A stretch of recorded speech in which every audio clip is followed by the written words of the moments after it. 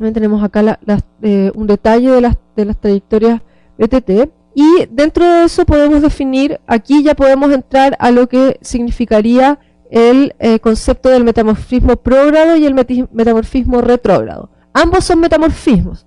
Ambos implican que existe una transformación en estado sólido de las rocas y de los minerales. Sin embargo, el metamorfismo prógrado necesita que haya un aumento consistente, continuo, de las condiciones de los grados metamórficos, es decir, que aumente la presión, que aumente la temperatura o que aumente los estreses, los cisalles o la inyección de fluidos, digamos. Requiere que esto vaya aumentando y por lo tanto uno va a generar un paso desde fases de menor grado a unas de mayor grado o fases de menor presión y temperatura a otras de mayor presión y temperatura. Esto está implícito en el concepto del metamorfismo prógrado. Y tanto en el caso de las trayectorias antihorario como horario, el metamorfismo prógrado se da en las primeras etapas. Siempre es cuando avanza hacia un máximo de temperatura y presión y luego descendería hacia un máximo descendería hacia menores presiones, pero aún aumentando la temperatura. Es decir, ya sin producir un enterramiento más profundo de las rocas, pero sí aumentan los gradientes termales, probablemente producidos por la intrusión, generalmente inducidos por la intrusión de un magma específico. ¿Ya?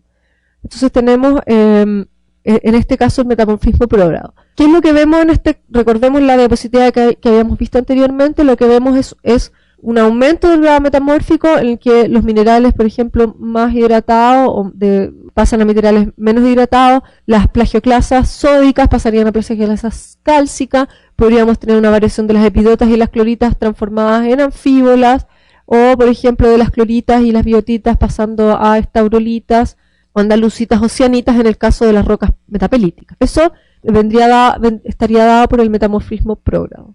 Luego tenemos el metamorfismo retrógrado. En este caso se produce cuando estamos descendiendo ya sea la temperatura o la presión de manera continua en el tiempo. Y en este caso están dados por los círculos azules, donde vemos en el caso del metamorfismo regional de la trayectoria A, vemos que hay un descenso de la temperatura, de la presión principalmente, sin necesariamente un descenso de la temperatura importante, y que luego sí termina siendo un descenso significativo de la temperatura. En el caso del metamorfismo de contacto es más evidente el metamorfismo retrógrado porque se produce un descenso muy significativo de la temperatura. Tenemos que tener claro que en el caso, por ejemplo, del metamorfismo de contacto, el metamorfismo retrógrado no significa que nos estemos alejando de la fuente del plutón, digamos, no es estas zonas que veíamos como primero zonas con anfíbola o granate y luego zonas con biotita o epidota.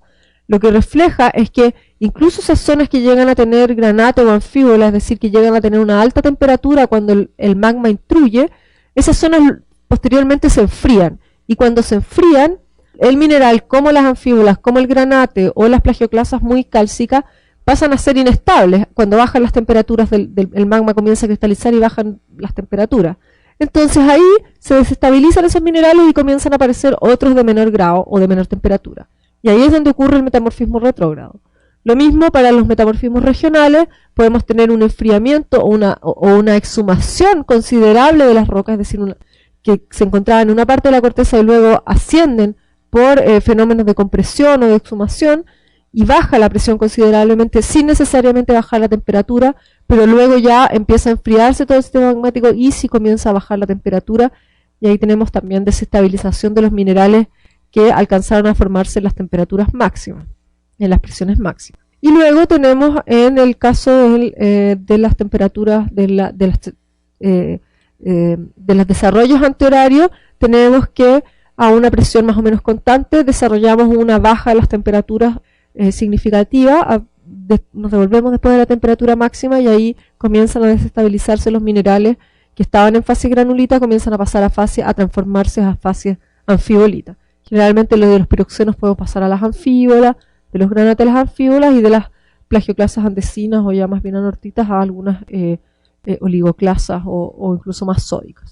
Entonces, de estas trayectorias PTT podemos generar lo que consideramos como metamorfismo prógrado o metamorfismo retrógrado. ¿Ya? El primero implica aumento del grado metamórfico como lo dice su nombre, y el segundo implica disminución del grado metamórfico. Entonces, como habíamos visto, de la información puramente mineralógica o composicional de las rocas metamórficas, se puede obtener una reconstrucción, es información muy valiosa para reconstruir las condiciones que generaron la formación de estas rocas. Sin embargo, las texturas de las rocas también son muy importantes para poder ver cómo los procesos se fueron dando y sobre todo cómo se fue produciendo las recristalizaciones de los minerales, ¿ya? Y la clasificación de las rocas metamórficas se da en dos ámbitos. Una es las características físicas, estructurales, y la otra son las características químicas. En general, la clasificación de las rocas metamórficas es un poco más, o bastante en realidad, más sencilla que la clasificación de las rocas sedimentarias y de las rocas ígneas, porque solamente se refiere prácticamente a sus condiciones texturales, y las composiciones químicas, aunque sí pueden estar dentro de la clasificación, son mucho más secundarias. Importa mucho más la manera en que son las rocas más que la composición, porque la composición ya es parte del estudio de las fases, más que la clasificación. Entonces tenemos que se clasifican en rocas foliadas, donde hay una orientación preferencial de alguna característica mineral. Esta característica mineral general se llama fábrica y se refiere, por ejemplo, a planos de clivaje de ruptura de los minerales, a orientaciones de los ejes cristalográficos, a orientaciones de algún tipo de propiedad óptica de los minerales, o también incluso de orientación de elementos composicionales dentro de ellos. Las rocas no foliadas corresponden a características o fábricas que son equidimensionales y que se distribuyen sin orientación preferencial. También las rocas foliadas son llamadas rocas anisótropas, y las rocas no foliadas son llamadas rocas isótropas. Es decir, isótropas porque se distribuye, la distribución en las tres dimensiones espaciales es uniforme. Y las rocas anisótropas, al igual que por ejemplo los estratos que habíamos hablado recientemente, tienen un desarrollo preferencial en dos direcciones y uno muy acotado en una tercera dimensión.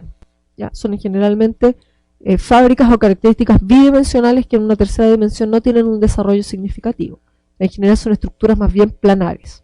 Y otro tipo de rocas que existen son las rocas cataclásticas, que son estas rocas producidas por el metamorfismo dinámico y que están generadas por la ruptura de la roca original, la brechización de la roca y la generación de polvos de roca orientados que luego pasan a recristalización de minerales, pero donde quedan todavía estructuras de la roca original. Estas rocas cataclásticas en general no necesariamente en algunas etapas, las primeras etapas del rompimiento de la roca, no necesariamente implican recristalización, sino más bien que reorientación de granos que antes eran cohesionados, de redistribución de ciertos componentes de la roca. Vemos entonces dos ejemplos de roca, una roca foliada y una roca no foliada. Vemos que la roca foliada tiene distintos niveles de anisotropía. Primero, tiene una anisotropía composicional, que vemos que hay bandas de distintos colores. Bandas blancas, que también son llamadas bandas leucocráticas, y bandas negras, que son llamadas bandas melanocráticas. Representan una diferenciación composicional preferencial. Es decir, en las bandas blancas probablemente vamos a tener más cuarzo y más feldespato. En las bandas más oscuras tenemos principalmente minerales máficos, podemos tener biotitas, anfíbolas, óxidos de fierro, probablemente epidotas, cloritas, dependiendo del grado metamórfico. Y estas están orientadas preferencialmente y se van reorientando a medida que la presión va separando distintos minerales y la temperatura también. Además, esta roca que está acá, esta roca foliada que se ve ahí, ha estado sujeta a una presión, primero una presión diferencial vertical, que generó la primera foliación horizontal o subparalela de las capas, y luego una presión que más bien horizontal, que generó estos plegamientos que se ven que todas las capas van siguiendo. Y a partir del estudio de estas estructuras uno podría diferenciar cuál es la magnitud del esfuerzo horizontal al que fue sometido. Y estos esfuerzos producen entonces la redistribución de los minerales. La roca no foliada, en cambio, vemos acá, la escala es bastante diferente. La escala total de la roca no foliada debe ser alrededor de 2 milímetros, de 1 centímetro, esto en total, medio centímetro debe ser esto, y la roca foliada, la escala total debe ser de aproximadamente unos 30 centímetros. Esto es a nivel mucho más microscópico, y lo que se ve es que los minerales que están principalmente constituidos por piroxeno, óxidos de fierro y probablemente anfíbolas y cuarzo feldespato, que son los blancos, están uniformemente distribuidos, no tienen ninguna alteración preferencial, pero además estos minerales son en sí isótropos, son minerales que tienen más bien geometrías cúbicas o esféricas, donde no se pueden orientar preferencialmente, no hay una manera en que pudiesen generarse una orientación preferencial. Por ejemplo, si tuviésemos minerales tabulares, podríamos orientarlos todos en su eje más largo, digamos, y podríamos ahí generar una foliación, que es lo que generalmente se produce. Las micas son minerales tabulares que se orientan preferencialmente y dan origen a una foliación tabular. En este caso, los minerales son isótropos ellos mismos, son equidimensionales, y por lo tanto la roca, cuando se generan, también generan una roca equidimensional. Las rocas foliadas que se conocen, existen las pizarras y las filitas, que son rocas de grano muy fino, que podrían ser filitas, o que están compuestas mayoritariamente por micas. En este caso son las pizarras. Y la orientación es a nivel del clivaje del mineral. Como yo les explicaba, las micas son, como su nombre lo dice, son orientaciones de capas que van, que están juntas unas sobre otras como si fueran hojas de un libro, y se orientan así también en lo largo en sus planos de roca, y eso da origen a las pizarras y las filitas. También están los esquistos, que son una de las rocas más abundantes, metamórficas que existen, que son rocas de grano fino que tienen orientación de cristales que no son equidimensionales, que son anisótropos. Y en este caso, en el caso de los esquistos, los minerales se pueden ver sin aumento, es decir, se pueden ver en la muestra de mano. Con el ojo uno podría identificar diferentes minerales. En el caso de las pizarras y las filitas es imposible ver los minerales que las constituyen, salvo que uno los vea al microscopio. Incluso así son muy pequeños, están todos bajo los rangos del medio milímetro. Y luego están los gneisses, que son rocas de grano bastante grueso, que no son isótropas, son anisótropas, es decir, hay orientación de los minerales, pero es una orientación pobre, aunque se nota, se puede distinguir bien, es bastante pobre. Y en general se refiere más bien a un bandeamiento. ¿A qué se refiere a un bandeamiento? En que tenemos bandas de ciertos tipos minerales, y esas bandas no están necesariamente constituidas por minerales que sean isótropos, digamos, anisótropos. Esas bandas pueden estar constituidas por minerales equidimensionales, pero que se encuentran juntos, digamos, agrupados preferentemente. Y esas distintas bandas son las que le van dando la orientación, la foliación a la roca, más que la orientación propia de los minerales. Tenemos aquí algunos ejemplos. Por ejemplo, las pizarras y las filitas. Las pizarras son estas rocas de grano muy fino, en la que los granos se encuentran orientados, no se pueden ver a la escala normal. Ahí hay una lupa para ver minerales, para que vean el tamaño que tienen estas pizarras. Y acá se encuentra una filita. En ambos casos, las rocas son bastante fisibles, o sea, son como lajas, digamos, de roca, y es imposible distinguir los granos con el ojo normal, incluso con una lupa de aumento de 10 veces, sería difícil verlo. La diferencia está en que las pizarras en general, están constituidas por minerales que pueden ser isótropos, es decir, que pueden ser equidimensionales, pero son muy muy finos, y pueden estar agrupados preferencialmente, como se ve acá, donde tenemos una zona con mayor cantidad de minerales máficos o óxidos de fierro, y una zona central donde tenemos una mayor cantidad de minerales leucocráticos, probablemente más feldespatos y más cuarzos, quizás algunas arcillas, algo así. A diferencia de esto, las filitas están constituidas principalmente por micas. Esto que se ve abajo, que tiene estos colores tan brillantes, ustedes no han visto cortes al microscopio, son los típicos colores de las micas. Las micas son las muscovitas, las biotitas, las fenjitas, estos tipos de minerales filosilicatos, que son como hojas, digamos, como micas, y que se orientan en general paralelos a su eje, a su dimensión más grande, mayor. Y tienen estos colores de birrefringencia, es decir, que cuando la luz está polarizada se ven estos colores muy altos, muy rosados, celestes, verdes, que son indicativos de la presencia de estos minerales. Como se ven acá, están completamente orientados. Entre ellos hay algunos minerales isótropos, como estos minerales de cuarzo, que incluso llegan también a orientarse o distribuirse, a orientar sus fábricas cristalinas, perdón, en base a cómo están distribuidas las micas. Estas micas son también muy pequeñas, el largo total de esta pantalla es de 2 milímetros, entonces estas rocas son muy pequeñas, son algunos micrones solamente, y en general muchas veces se encuentran foliadas, es decir, además deformadas, es decir, además de estar orientadas en torno a su eje principal, perdón, están curvadas, es decir, están curvadas porque están representando las zonas de la presión preferencial, de estos estreses que no son todos homogéneos y que tienen algunas direcciones preferenciales.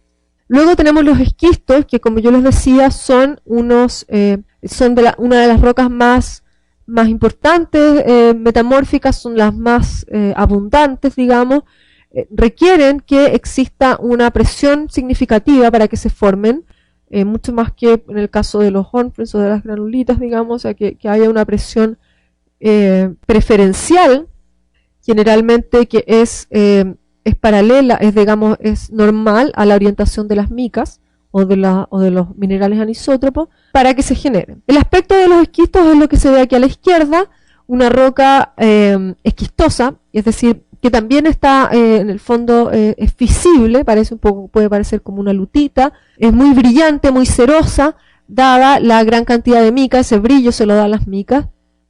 Si no hubiesen micas, podría ser un poco más opaco porque tendría más bien cuarzo, o podría tener anfíbolas, si es que no tiene mucho, pero en general tienen micas y eso le da este brillo ceroso. Y pueden contener los llamados blastos, que son en este caso los granates, es decir, minerales isótropos de gran tamaño metamórficos, que también están un poco orientados en relación con las micas, pero son equidimensionales, entonces no rompen un poco la esquistosidad que le pueden dar las micas, ¿ya? Entonces esto es un aspecto muy típico de los esquistos.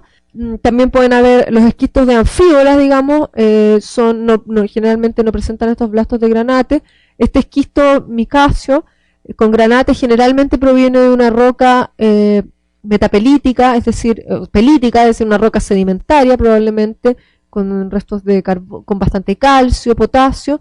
Si fuese una roca más bien máfica, encontraríamos un esquisto mucho más homogéneo, sin blastos, y que tendría bastante anfíbola, epidota, clorita. Lo que se ve a la derecha es la orientación de las micas, en este caso, en el esquisto, y estas micas café son las biotitas. Estas más pequeñas podrían ser fenjitas o incluso podrían ser algunas anfíbolas, y estos espacios blancos que están acá son principalmente cuarzos y anfíbolas. Estos cuarzos y anfíbolas no son necesariamente anisótropos, las anfíbolas sí, los cuarzos no. O sea, pueden haber minerales que sean más bien equidimensionales dentro de los esquistos, pero generalmente se pueden deformar y quedar de maneras más bien anisótropas, ¿ya? Sufrir el efecto de la presión diferencial, que en este caso es perpendicular a la orientación de las micas y que del fondo los aplasta, los abomba, los deja como bandas de cuarzo. Abajo tenemos este corte de microscopio, también esto es 2 milímetros, esto también es 2 milímetros, se ve la estructura de los granates en la roca. Los granates son estos minerales que se ven acá negros, como yo les dije son isótropos, por lo tanto no reflejan la luz polarizada y pueden tener inclusiones de otros minerales, y entre los granates podemos ver restos de estas micas. En este caso son muscovitas, micas blancas, a diferencia de estas micas café que son las biotitas. Y tenemos también algunas secciones donde se alcanza a ver aquí estos minerales grises, blancos y negros son del cuarzo, ¿ya? Vemos que aunque el cuarzo puede ser equidimensional, isótropo, en este caso se deforma y genera estas bandas de cuarzo. Acá hay un cuarzo en este punto de acá, hay un cuarzo que todavía es bien isótropo, y acá también. En la cercanía de estos granates pueden llegar a darse, digamos, un poco protegidos de la acción de la deformación, pueden encontrarse una mayor cantidad de minerales isótropos, ¿ya? Y las micas están todas orientadas en relación a sus ejes de mayor dimensión, que son paralelos a su vez a los clivajes, es decir, hasta como la diferencia entre las distintas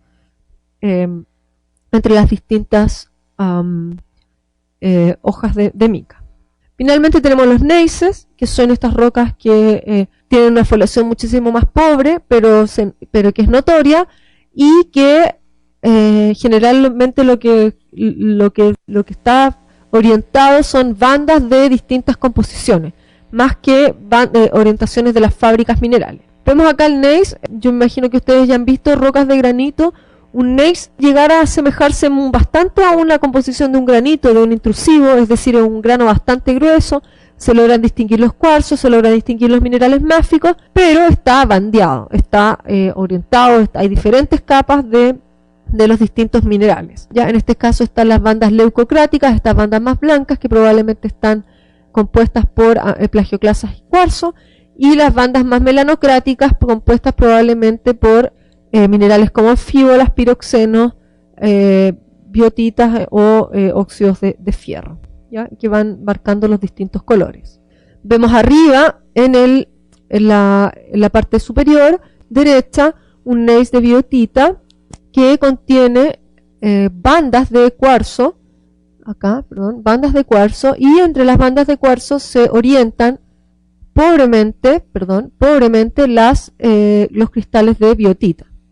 Están mucho menos desarrollados las bandas de biotita, mucho menos, no alcanzan a estar orientados, están separados, no alcanzan a formar capas homogéneas, separados por estos grandes bloques de cuarzo y feldespato. En la figura en la parte inferior, derecha inferior, observamos un gneiss de piroxeno. Aquí tenemos dos piroxenos que pueden ser ricos en titanio, también hojitas horblendas, y eso les da esta coloración rojiza y verde. La comintonita también puede ser un poco verde, y está intercalado con rocas de cuarzo y feldespato.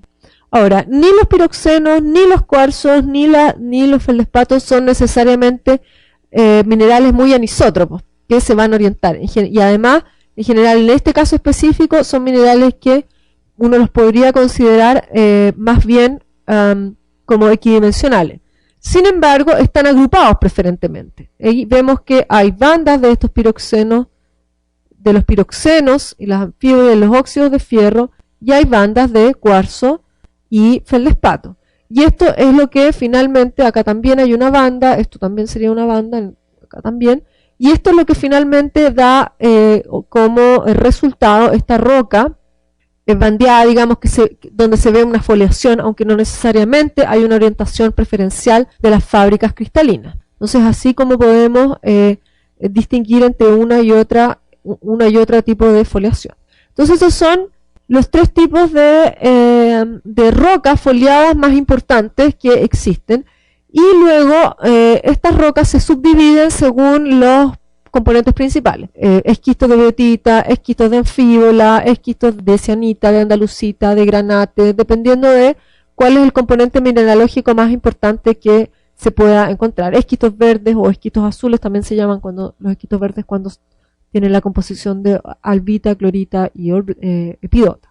Entonces, esta diferenciación es bastante más sencilla en el fondo que las otras que había. Clasificación es bastante más sencilla que las otras que habíamos visto.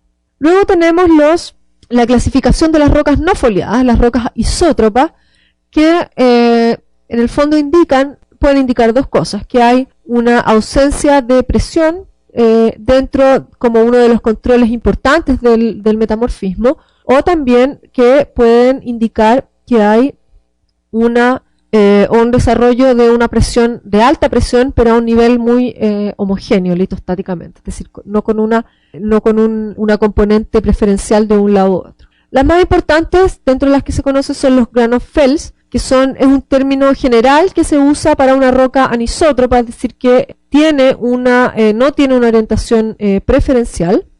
Y después dentro de ellas están los Hornfels, que son rocas que son de grano bastante fino en una aureola de contacto. Los Hornfels no tienen tampoco una orientación preferencial, son generalmente formados por minerales equidimensionales, aunque podrían tener algunos minerales isótopos, digamos, isótopos con una fábrica especial, pero no están bastante orientados, y el grano es bien fino, no se distingue muy bien. Luego tenemos las cuarcitas, que son rocas anisótropas compuestas principalmente por cuarzo y cuyo protolito es una arenisca que en general es rica en cuarzo y feldespato o principalmente en cuarzo. Y las cuarcitas también no presentan ninguna foliación, no presentan en general bandeamientos, son muy homogéneas desde el punto de vista de sus texturas. Y luego tenemos el mármol, que es una de las rocas metamórficas más conocidas. Es una roca anisótropa que está compuesta por calcita o dolomita.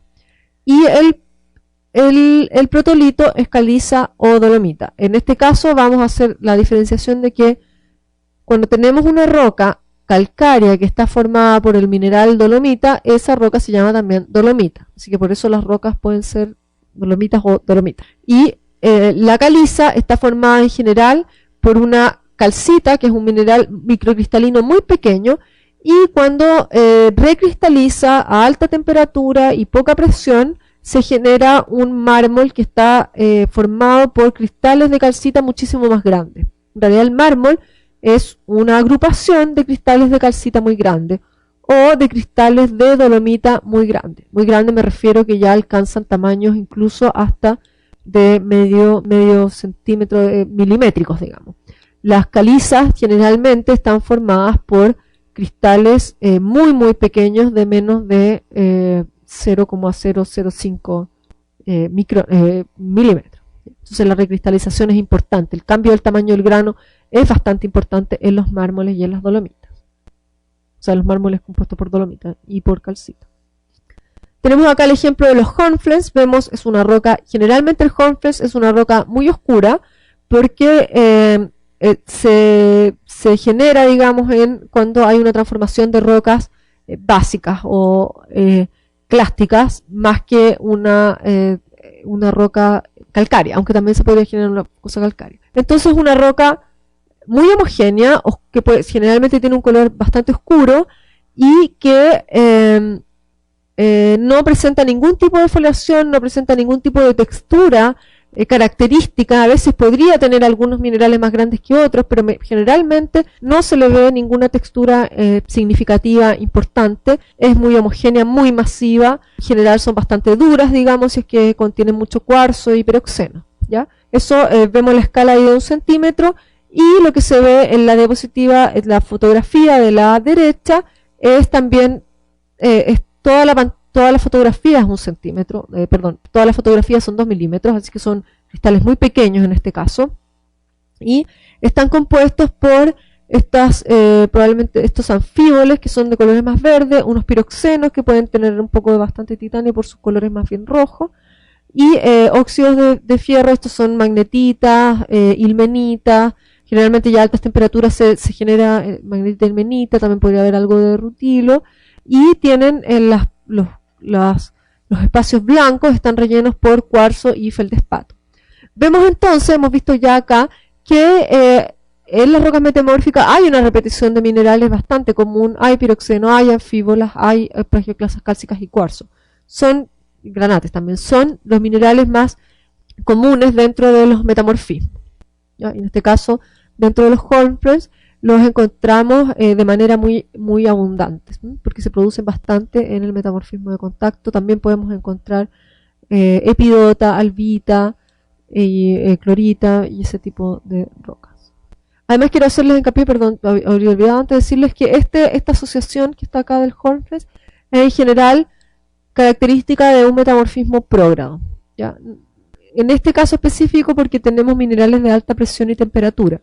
Si sobre estos minerales tuviésemos recristalización por ejemplo, de los piroxenos recristalizados anfíbola o la aparición de clorita o epidota, habrían ya testigos de que hubo después un metamorfismo retrógrado. No siempre se encuentra. Luego tenemos el mármol, lo vemos acá muy blanco. Cuando el mármol se pule, que es lo que generalmente uno ve, se pueden ver bandas más oscuras dentro del mármol, y esas bandas representan una agrupación, un bandeamiento incipiente de ciertos compuestos que no eran necesariamente solo calcita, y que podrían haber tenido más fierro, más magnesio, también algo más de manganeso, titanio, y también podría haber sido algo de aluminio. Entonces son otro tipo de minerales. Eso se ve cuando uno mira el mármol pulido, pero en este caso lo que se ve es una roca bastante homogénea, donde hay prácticamente solo cristales de calcita. Se logran distinguir aquí en esta foto algunos de los cristales. Ahí se ve un cristal que es bastante grande. Cuando nosotros tenemos una caliza, en el fondo, recuerden la foto que habíamos visto de las calizas, no se distingue nada, se ve como una masa homogénea donde no se pueden ver cristales, porque los cristales son muy pequeñitos, no alcanza a distinguirse para nada qué es lo que un límite de otro. Entonces en el mármol hay un desarrollo muchísimo más importante de los minerales. Tenemos acá en este otro caso las cuarcitas, que en este caso también se ven bandeadas, pero son, digamos, más bien excepciones dentro de lo que generalmente se produce en las cuarcitas. Y estos bandeamientos no necesariamente se producen por foliación o por orientación dada por la presión, sino más bien son bandeamientos composicionales que existían previos a el desarrollo del metamorfismo. Recordemos que las cuarcitas son el resultado del metamorfismo de una roca clástica, de una roca detrítica. Y las rocas detríticas en general tienen láminas, y esas láminas pueden tener distintas composiciones de clasto. Entonces lo que vemos acá como bandas en este caso, estas bandas más oscuras, podrían ser del protolito, digamos, es decir, que ya en el protolito eran bandas más oscuras, y en el metamorfismo simplemente mantuvieron esa composición aunque los minerales estén recristalizados. Y las bandas más leucocráticas, las más blancas, son principalmente cuarzo que está recristalizado del cuarzo original de la roca sedimentaria, o el cuarzo feldespato que había originalmente en la roca sedimentaria. Pero en general encontramos las cuarcitas y los mármoles como rocas muy homogéneas en las tres dimensiones del espacio, así es como se pueden definir. Entonces, otra de la última parte de la clasificación de las rocas metamórficas incluye a las rocas cataclásticas. Habíamos visto antes que las rocas cataclásticas son rocas en que pertenecen a un tipo de metamorfismo más bien específico, que es el metamorfismo dinámico, donde toda la recristalización se produce principalmente por la existencia de un esfuerzo, una presión diferencial específica en una dirección espacial.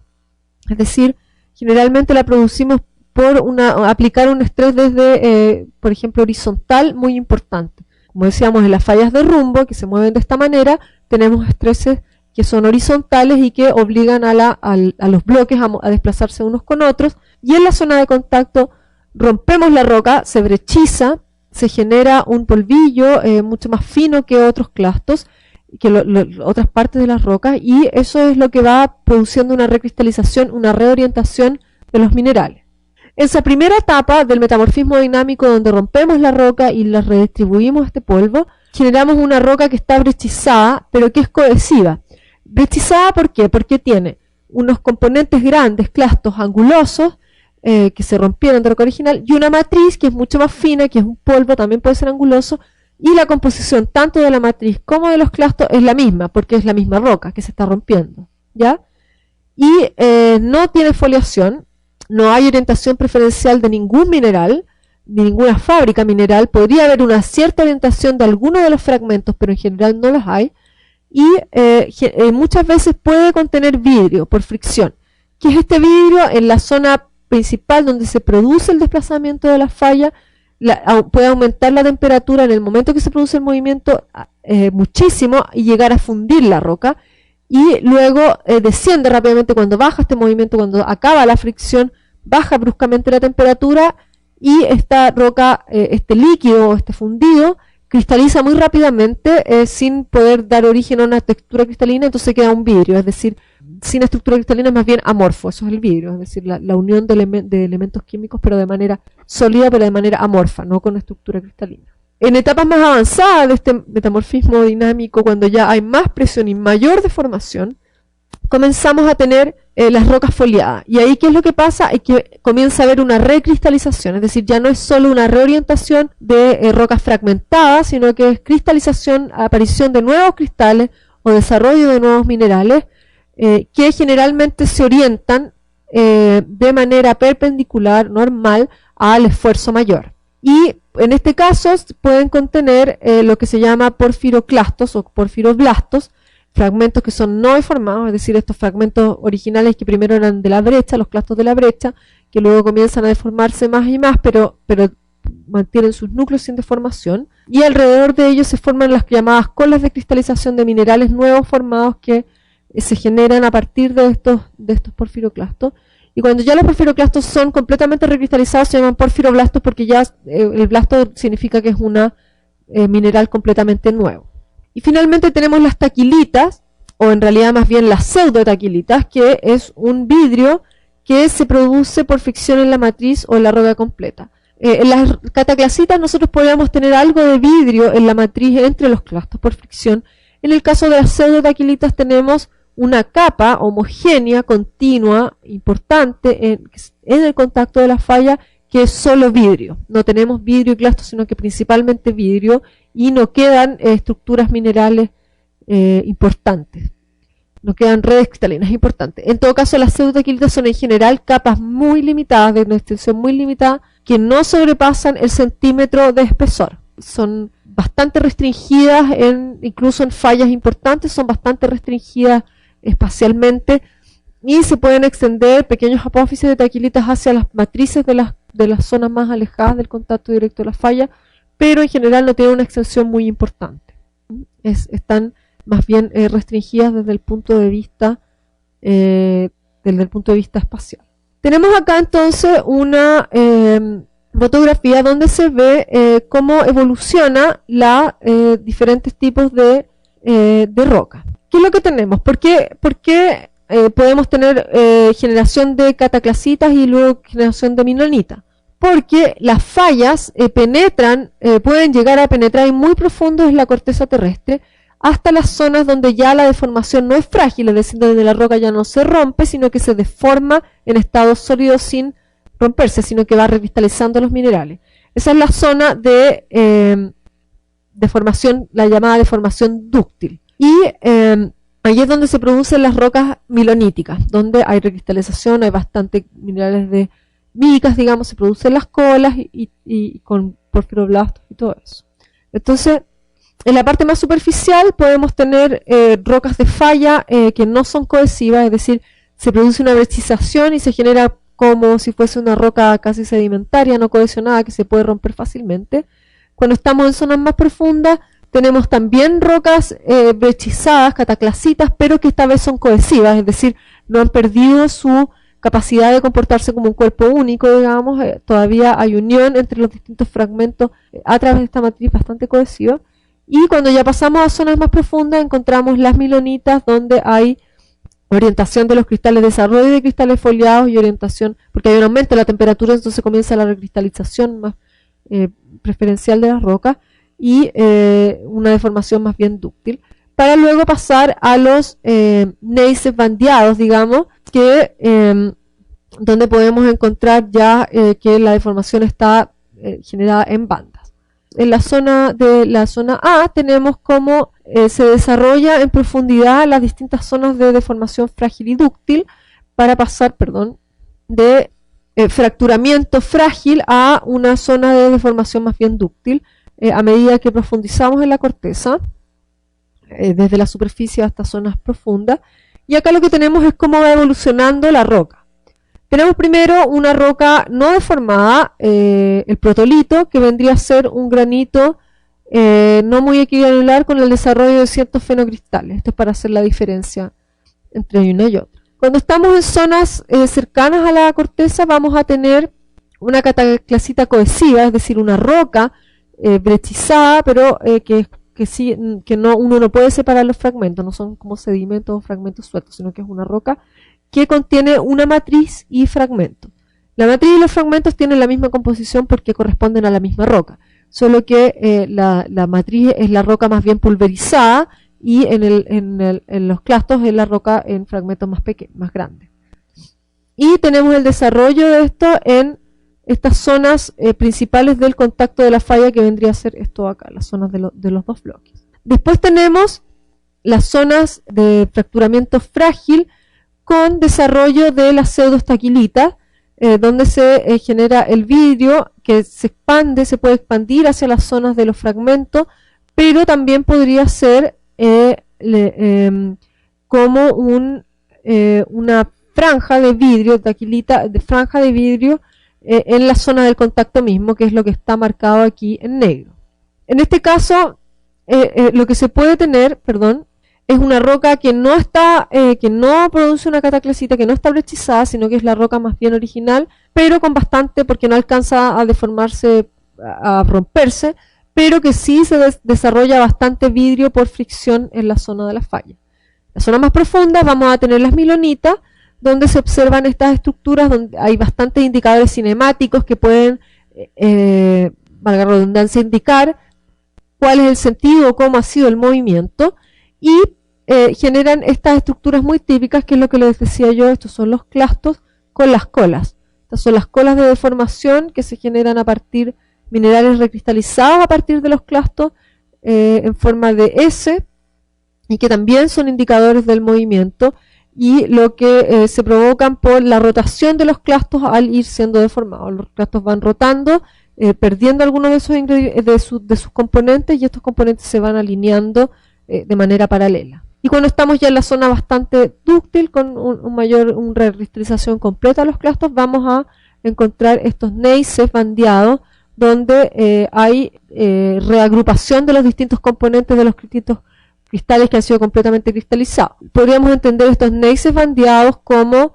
el desarrollo, la agrupación completa del plasto con los distintos minerales que han ido recristalizando, que estaban originalmente en las colas. Es decir, tenemos una separación completa de los distintos componentes de la roca, ¿ya? Y es así como podemos ir a ver la evolución de las rocas cataclásticas, dependiendo de cómo varía la presión y la temperatura.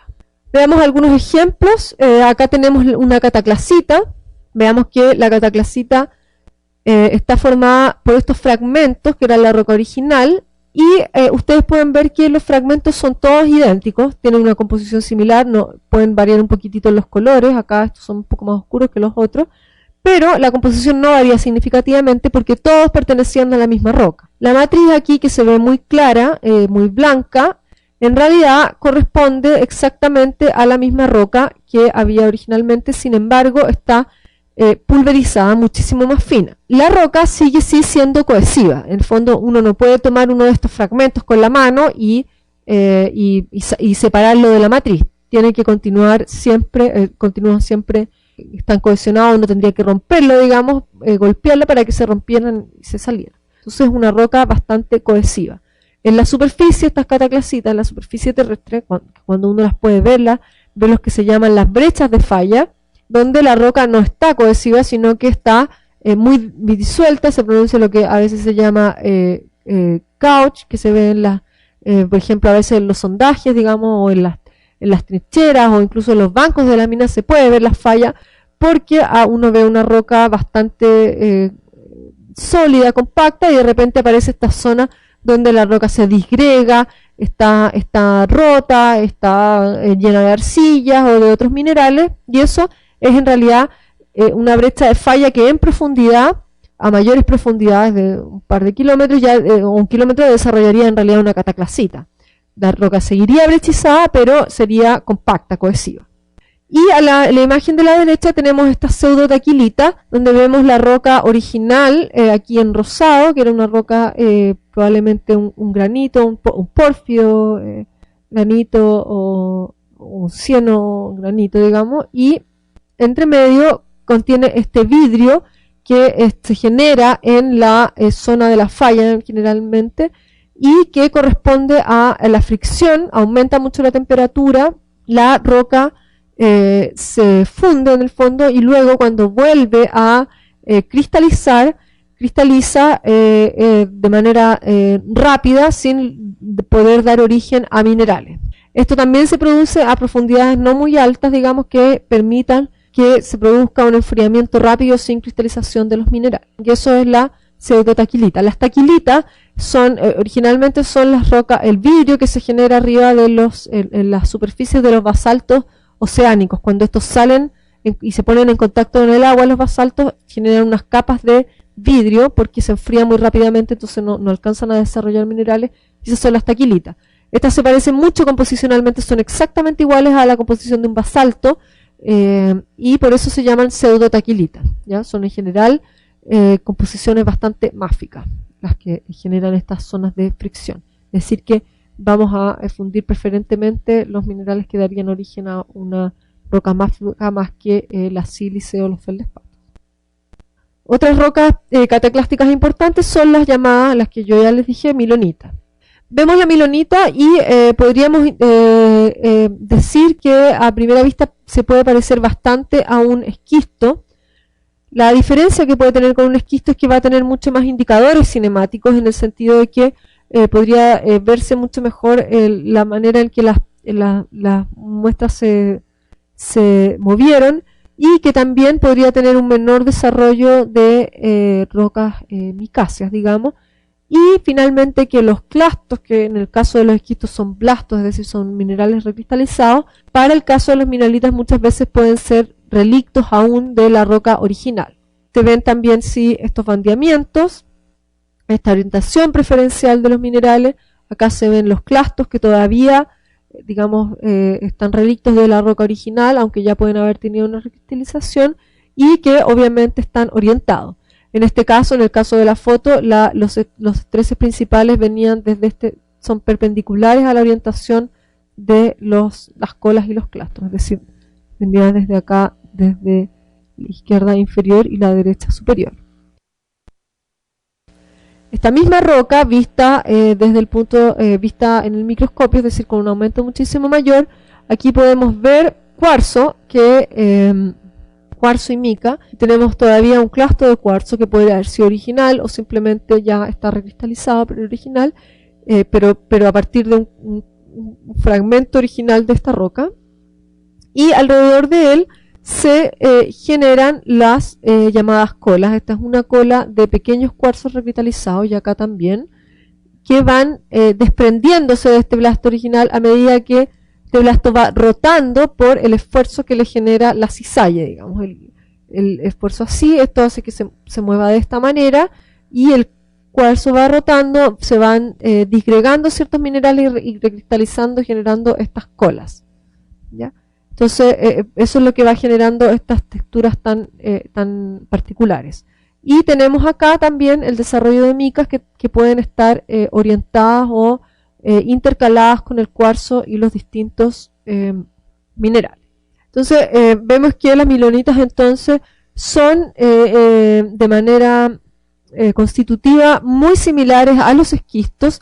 Sin embargo, el origen de las milonitas es bastante diferente al de los esquistos, por eso se hace una diferenciación entre unos y otros. Además, tienen estas texturas de blastos y colas que en general los esquistos no las tienen, no las representan o no las desarrollan tan bien, y tienen muchísimos más de estos indicadores cinemáticos que muestran o permiten hacer inferencias con respecto a cómo fueron los movimientos y los esfuerzos ejercidos sobre las rocas finalmente. Vemos también ya que en esta milonita hay un bandeamiento incipiente, es decir, una separación de los constituyentes de la roca en bandas más bien con cuarzo y bandas más melanocráticas o que contienen mayor cantidad de micas, en este caso biotitas. En pasos a profundidades mayores, esto daría paso a la generación de los gneisses bandeados. Bien, ya que hemos visto cuáles son las distintas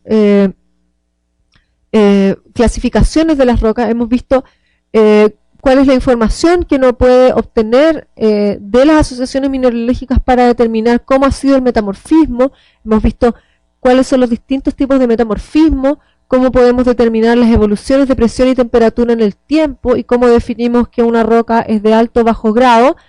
Y finalmente hemos visto cómo se clasifican en base a sus texturas principalmente las distintas rocas metamórficas y qué es lo que indican estas distintas texturas en términos de los procesos que han afectado a las rocas metamórficas. Vamos a ver algunos ejemplos de dataciones en este tipo de rocas, ¿ya? De manera análoga a como vimos las rocas sedimentarias, vamos a hacer primero un análisis de qué es lo que queremos ver en los procesos, qué procesos estamos intentando datar cuando datamos rocas metamórficas. Al igual que las rocas sedimentarias, si nosotros tomamos un cristal de una roca metamórfica y aplicamos un método geocronológico para saber su edad, no estamos necesariamente datando la roca, no estamos necesariamente datando el momento en que esa roca cristalizó. Lo que hemos visto es que los procesos de metamorfismo requieren bastante tiempo y pueden ser prógrados o retrógrados, entonces tenemos que saber identificar de manera exacta qué es lo que estamos datando. Entonces, los procesos que se pueden datar con una roca metamórfica son, primero, la edad del protolito, que es la cristalización o la depositación de la roca original, que es más o menos de manera similar a las rocas sedimentarias, con la diferencia de que en este caso también pueden ser rocas metamórficas. Si nosotros quisiéramos datar el protolito de una roca sedimentaria, la verdad es que nos costaría bastante poder determinarlo. Determinar la edad de la roca sedimentaria que da origen a la roca metamórfica es bastante complejo, porque recordemos que para datar la edad de la sedimentación de una roca teníamos que usar estos minerales diagenéticos y autigénicos. Y estos minerales diagenéticos y autigénicos son los primeros que desaparecen cuando comienzan a aumentar la temperatura y la presión. Así que en general, si tenemos un protolito sedimentario y queremos saber la edad de ese protolito sedimentario, ya es una roca metamórfica, lo que podemos hacer es acercarnos a esa edad por la vía de los circones detríticos, como habíamos visto anteriormente, pero no podemos llegar a determinar en general cuál fue la edad de la sedimentación. En el caso de las rocas ígneas, sí, hay minerales que pueden, o conjuntos de minerales que podrían registrar aún cuál es el cambio, digamos, o sea, cuándo fue que ese mineral cristalizó, aun cuando ese mineral haya recristalizado los bordes o en conjunto se hayan cristalizado distintas rocas, distintos minerales, podemos aún tener un registro de los primeros minerales ígneos y saber cuándo fue que esa roca se generó a partir de un magma. Podemos saber también la edad del pic metamórfico, el momento de mayor presión y temperatura, si nosotros identificamos la asociación mineralógica que da origen a ese pic metamórfico, podemos datarla de manera confiable, digamos, si la conocemos muy bien.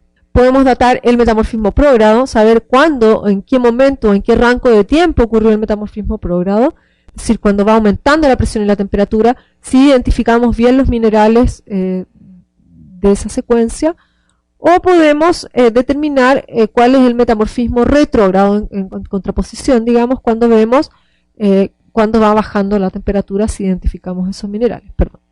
Ahora, lo importante es que incluso aún más que en el caso de las rocas sedimentarias, es muy importante identificar, hacer un estudio petrográfico de las rocas metamórficas antes de realizar cualquier método analítico. Porque en cada una de las rocas metamórficas hay contenido una gran cantidad de información y los distintos minerales, los distintos procesos se producen en unos rangos de tiempo que pueden ser muy amplios, por lo tanto es prácticamente imposible saber qué es lo que se está analizando si uno no tiene un control textural muy importante de los materiales que se analizan. Entonces, cualquier datación de una roca metamórfica debe partir siempre por un muy buen estudio petrográfico y un muy buen estudio de campo del terreno metamórfico que se está estudiando.